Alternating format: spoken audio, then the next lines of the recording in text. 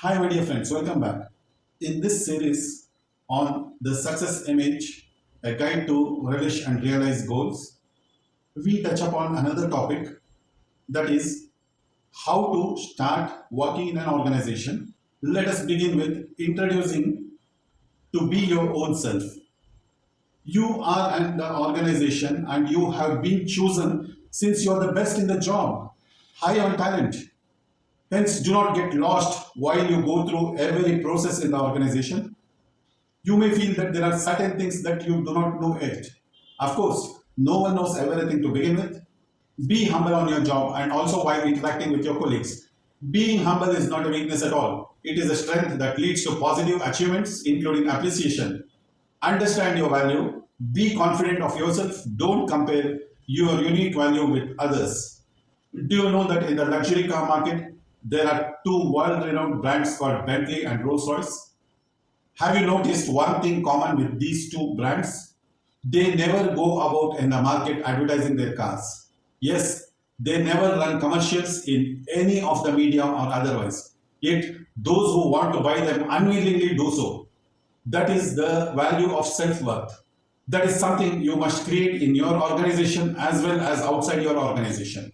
It is human to aspire for recognition, but that recognition must come out of your talent, dedication, and discipline at work. That is the best way to project you and earn the goodwill of your colleagues and superiors.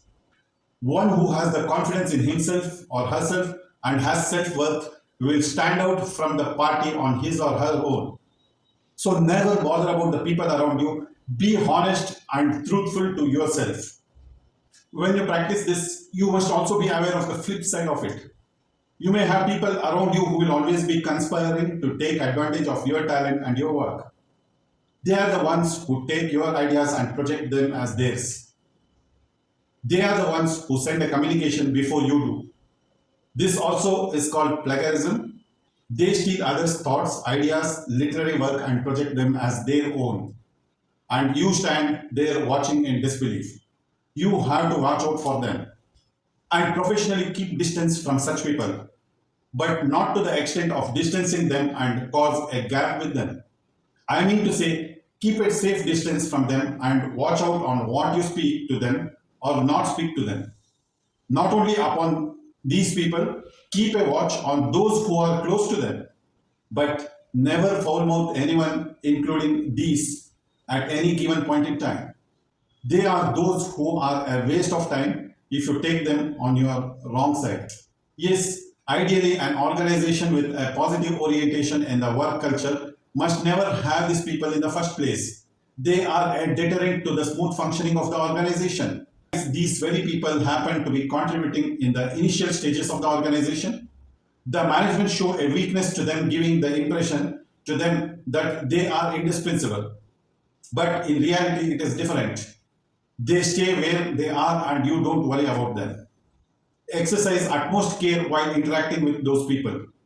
At this stage, it is my earnest desire to introduce you to a new concept on interpersonal interaction, which you may build up later as your skill sets. We touch upon on the topic of transactional analysis. Friedrich Perez, a German-born psychiatrist, said, "The crazy person says, I am Abraham Lincoln. And the neurotic says, I wish I were Abraham Lincoln. And the healthy person says, I am I, you are you." Dr. Eric Berne, a psychologist of epic proportions, sketched a psychological analysis mapping which he called as transactional analysis. In his book, Born to Win, he explains transactional analysis offers a frame of reference that most people can understand and put to use in their own lives. Transactional analysis is concerned with the four kinds of analysis. The first is the structural analysis. It is the analysis of the individual personality. The second is the transactional analysis, the analysis of what people do and say to one another. The third is the game analysis, the analysis of ulterior transactions leading to a payoff.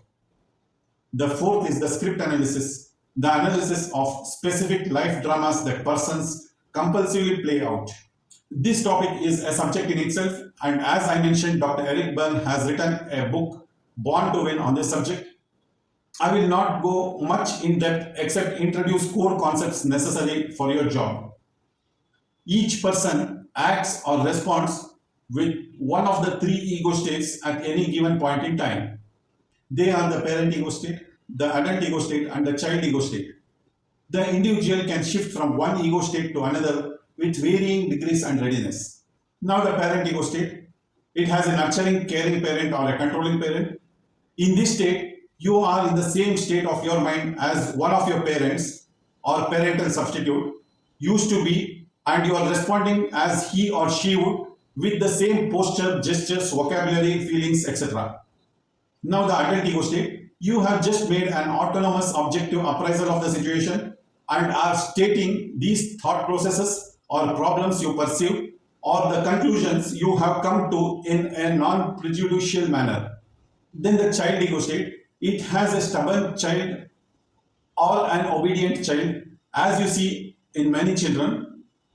In this, the manner and intent of your reaction is the same as it would have been when you were a very little boy or a girl.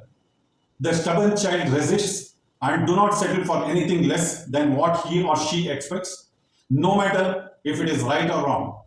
On the contrary, an obedient or an adapted child generally behaves as a good person, accepting mostly without questioning. The characteristics and behavior one display in these three ego states is much derived during the childhood days, and one just play the records. People while in transaction will respond from different ego states to manipulate and extract a positive result for themselves. However much we speak of teamwork, team spirit, etc., the transactions are the basic nature of a human being, and one looks at everything from the perspective of how it benefits them. If you understand the significant aspects of transactions, you will be better positioned to deal with situations you encounter. Hence, it is always required to keep your interaction and communication at a desired level, and most often in the adult ego state, to be able to maintain control over the conversation.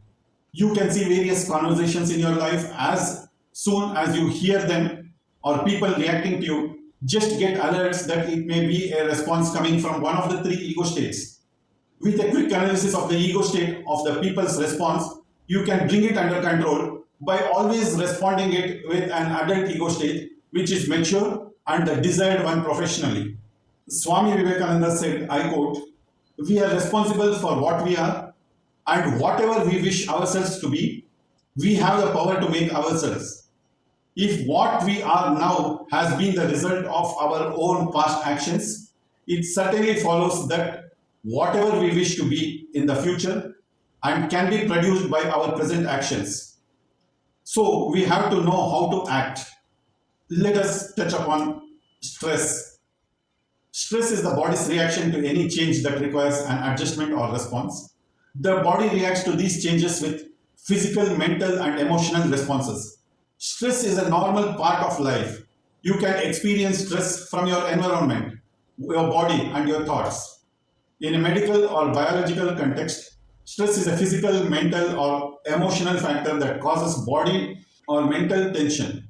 Stress can cause or influence the course of many medical conditions, including psychological conditions such as depression and anxiety. What is job stress? Job stress can be defined as the harmful physical and emotional responses that occur when the requirements of the job do not match the capabilities, resources, or needs of the worker. Job stress can lead to poor health and even injury. Stress is defined in terms of how it impacts physical and psychological health. It includes mental, physical, and emotional strain. Stress occurs when a demand exceeds an individual's coping ability and disrupts his or her psychological equilibrium. Stress occurs in the workplace when an employee perceives a situation to be too strenuous to handle and therefore threatening to his or her well being. In psychology, stress is a feeling of emotional strain and pressure. Stress is a type of psychological pain. Small amounts of stress may be desired, beneficial, and even healthy. Positive stress helps improve athletic performance. It also plays a factor in motivation, adaptation, and reaction to the environment. So, the various definitions point to three aspects that combine the cause of stress. that is anxiety, resistance to change, and gap between what one can deliver and what is expected. Let us see what are the categories of work stress. The four categories of stressors underline the different casual circumstances for stress at work. Number one is the task demands. This is the sense of not knowing where a job will lead you and whether the activities and tasks will change. This uncertainty causes stress that manifests itself in feelings of lack of control, concern about career progress, and time pressures. The next is role demands. Role conflict happens when an employee is exposed to inconsistent or difficult expectations. Examples include inter-role conflict, when there are two or more expectations or separate roles for one person, intra-role conflict, that is varying expectations of one role, person-role conflict, that is ethics are challenged, and role ambiguity, confusion about their experiences in relation to the expectations of others. The next one is interpersonal demands. Examples include emotional issues, abrasive personalities, offensive co-workers, etc., sexual harassment directed mostly towards women, and poor leadership, lack of management experience, poor style, cannot handle having power, etc. And then there is the physical demands. Many types of work are physically demanding, including strenuous activity, extreme work conditions, travel, exposure to hazardous materials, and working in a tight, loud office. When you feel you cannot deliver what is expected of you, you tend to feel the stress.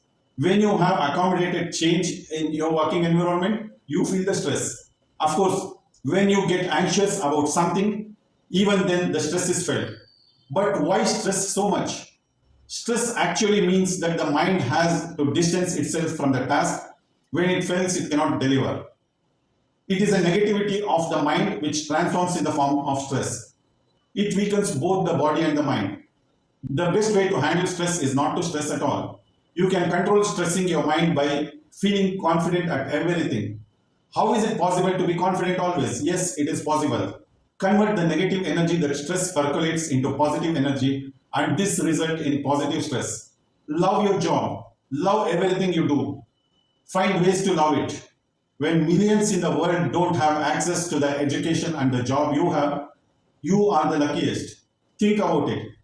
When you love what you do sincerely with your mind, heart, soul, and body, then there is no stress at all. All the stress converts into positive energy. There is another way to add to beat stress, that is planning, being prepared, that is to anticipate and respond rather than react. And time management is another important aspect of managing stress. I have seen hardly a few people believe in time management. Time management combined with discipline is an important aspect of the work. When you adapt this as part of your work culture, I will assure that the probability of stress gets eliminated on its own. Friends, with this we come to the end of this video. We request you to press the like button and like the video in case you have liked this video. And for sure, subscribe to our channel, which is a great and enormous encouragement and motivation to us, which will help us in bringing in more and more videos. You can subscribe to the channel by pressing the link below this video or clicking on the subscription which will follow a little later in this video. Thank you.